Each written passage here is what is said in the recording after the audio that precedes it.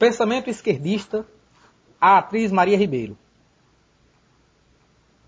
A atriz global Maria Ribeiro, ex-esposa do ator comunista Paulo Betti e atual namorada do também esquerdista Fábio Assunção, em uma entrevista à jornalista Leda Nagli, promove um verdadeiro show de horrores com suas polêmicas declarações. Dentre tantos absurdos, ela justificou o traficante Nenda Rocinha com o argumento medíocre de que ele teve que entrar para o mundo do crime, pois não tinha condição de ter as coisas que a sociedade capitalista impõe, e que o Lula só roubou porque antes se podia roubar, hoje não pode mais, porque resolveram mudar as regras do jogo no meio da partida. Prepara seu estômago. Mas, aí não, mas você está fazendo um YouTube, não está fazendo alguma coisa Eu estou assim? fazendo, eu estou com um canal no Histeria, que é uma plataforma da conspiração só para mulheres. E eu estou invariavelmente agora sendo identificada como feminista, o que eu estou achando muito simpático. E... Você é feminista mesmo?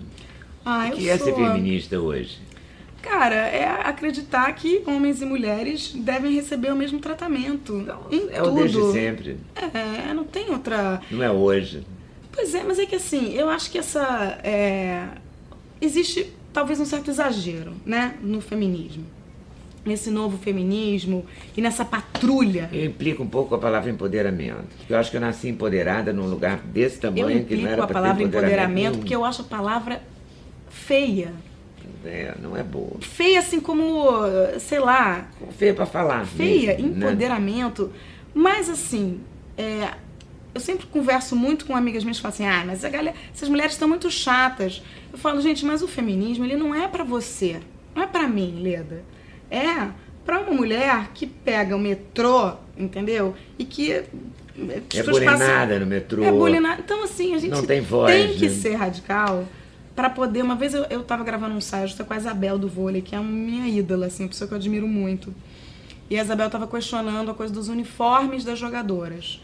Porque as filhas dela queriam usar o uniforme curto, e aí tinham várias pessoas reclamando, e ela falou, mas a minha filha, se ela sentir que a câmera tá num ângulo que ela tá se sentindo subjugada, se sentindo objetificada, ela vai pegar e vai peitar. Eu falei, Isabel, pois é, a sua filha vai peitar. Mas talvez a menina da Cidade de Deus, que por um acaso, por uma sorte da loteria, chegou no mesmo lugar que a tua filha, talvez essa menina não tenha a segurança de chegar pro cameraman e falar assim, olha só, não tô gostando desse ângulo que você tá me filmando. Então eu acho que meio que a gente tem que agora todo mundo ser meio hardcore, porque não é...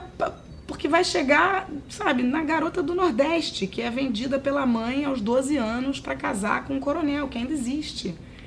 Então, por mais que às vezes tenha um lado assim, tá meio chato, no saldo, acho que vale. É um jeito, né? De olhar. Então eu era muito insegura. Eu fui precisando me fortalecer. E aí eu acho que hoje em dia... E a análise foi importantíssima para isso. Cara, eu sou assim, sei lá, devota. Eu acho muito importante. Acho que a gente tem que se livrar de pai e mãe, assim, para depois voltar, sabe? Mas em algum momento eu era muito coisa com meu pai... E eu tenho irmãos mais velhos, eu sou caçula, então... E seu pai era muito forte? Meu pai era muito forte. Meu pai era muito carismático, meu pai era... Enfim, e era presidente de uma companhia de seguros, então eu acho assim, eu tinha uma visão, assim, de que... machista, assim, de que os homens eram as figuras fortes na minha família.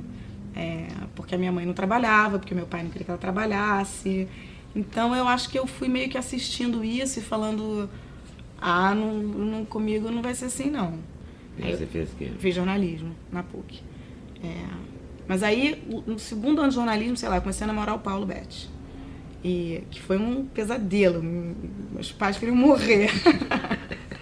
Eu imagino, a família abastada. A família abastada não achou a menor graça, não. E o Paulo mega, né, petista, na época, assim, super... Meu pai vivia brincando com ele. Meu pai falava assim, você é vermelho, mas é bom coração. E como é que você está lidando com esse Brasil? Você é petista? Não. Não dá pra ser petista, né? Não dá. Eu nunca fui de nenhum partido, assim. Eu tenho um pouco de dificuldade de estar no bloco. Agora com essas postagens todas que tem, né? Eu tenho um grupo feminista de WhatsApp, eu tenho um grupo de política do Freixo, que é meu grande amigo. Mas sempre que tem uma coisa assim, todo mundo agora deve fazer isso, eu fico um pouco aflita, porque eu acredito muito eu às vezes sou um pouco indivíduo futebol clube, porque às vezes eu tenho a impressão de que quando você entra numa coisa que tá todo mundo e que tem sempre alguém por cima que de alguma forma pode estar se beneficiando de você. Sou um pouco desconfiada, assim, desses movimentos que, tipo, todo mundo tem que concordar. Porque as pessoas ficam se amando entre si nesses grupos. E eu quero poder chegar e falar assim, gente, mas espera aí, será que a gente... Sabe, eu gosto Você gosta de questionamento.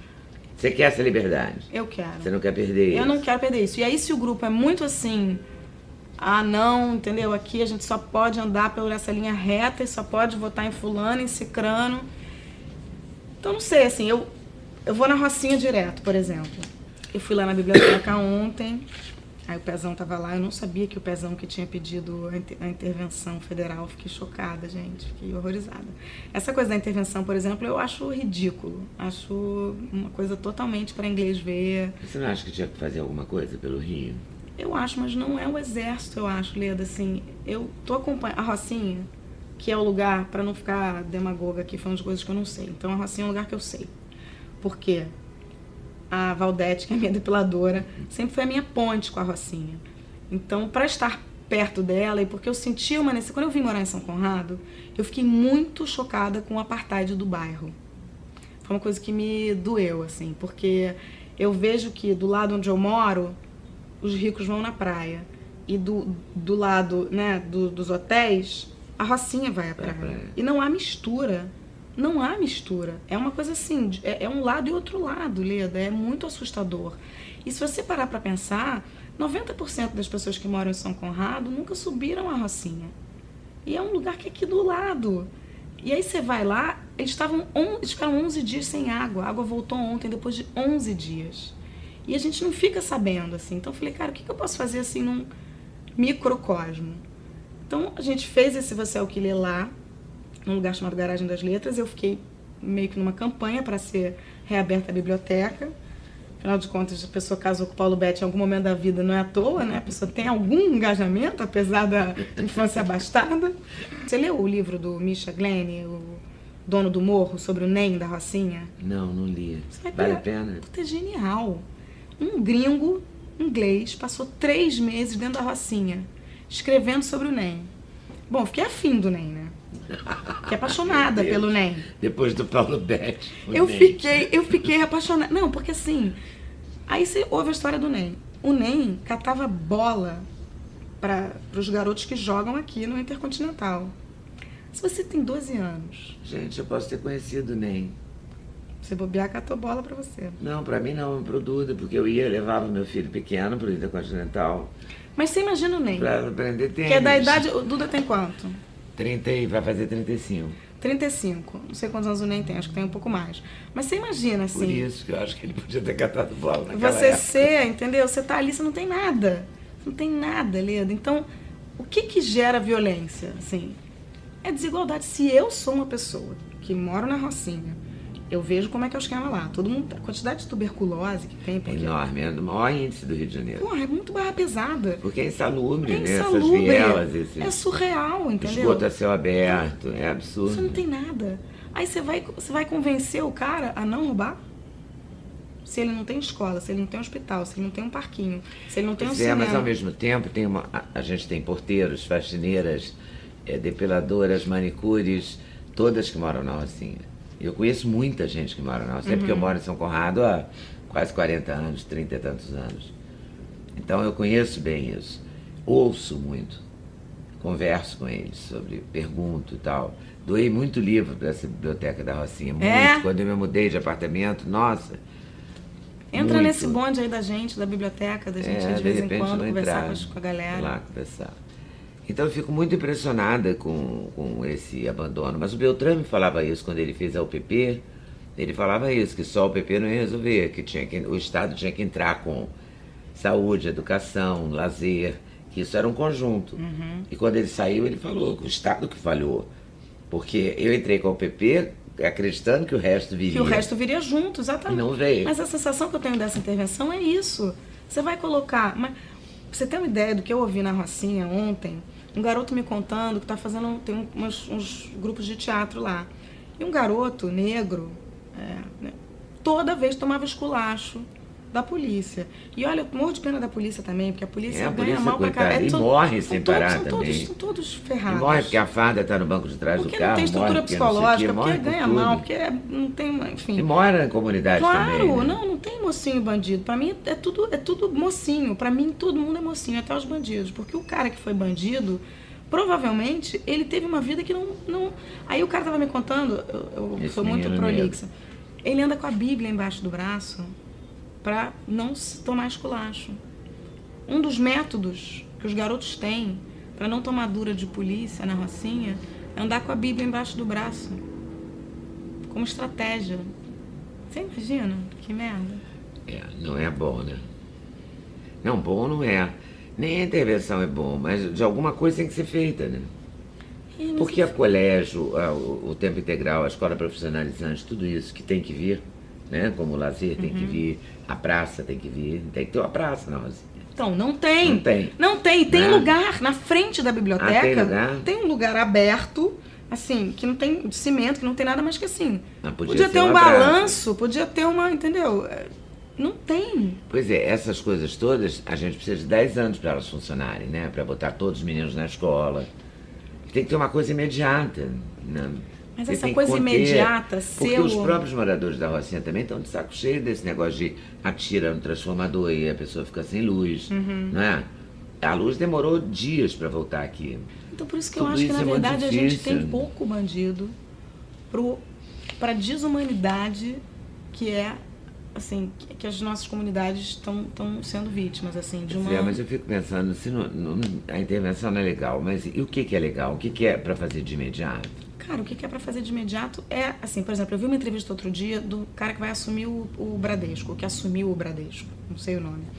E ele falou assim, a gente tem que baixar os juros do banco. O Bradesco vai baixar, não sei se vai, mas não chegou ao consumidor disse, ainda. Não chegou, mas a segundo ele, mas foi a baixou. Primeira vez que eu vi alguém falar, assumir um banco e falar alguém assumir um banco e falar assim, gente, não existe num país pobre a gente ter esse tipo de juro. Então, que assim, eu moro num prédio muito burguês e eu fico horrorizada com a maneira como os moradores muitas vezes tratam os porteiros. É um negócio assim, então eu tenho a impressão de que se a elite não se conscientizar de que a diferença entre... Eu não posso ganhar 10 vezes mais do que o meu porteiro. Não, tem que ter algo... Eu não entendo, Leda, de política, mas eu tenho certeza que não é o aparato militar, entendeu? Que não é fuzil. Quando o Crivella teve... Eu conversei com o Crivella, eu fui na Rocinha um dia. Você achou o Crivella? Eu dei Você de cara. Encontrou com o Crivella? Eu dei de cara com o Crivella, gente. Isso é uma realidade, você tem consciência de que as coisas acontecem. Ele existe! O Gregório fala uma coisa genial. O Gregório fala que ele é o falso velho. Que ele tem nem 60 anos e que ele fala com uma voz assim de Moisés, pra parecer que ele é um senhor respeitado. E aí eu falei pra ele, mas Crivella, bem louca, cara de pau, assim. Tava no mototáxi e vi ele subindo. E aí, cara, eu parei. Falei, Crivella, olha só, acho que a gente tem que, além de trazer o exército, ter cinema na Rocinha, ter teatro, ter alguma coisa assim que...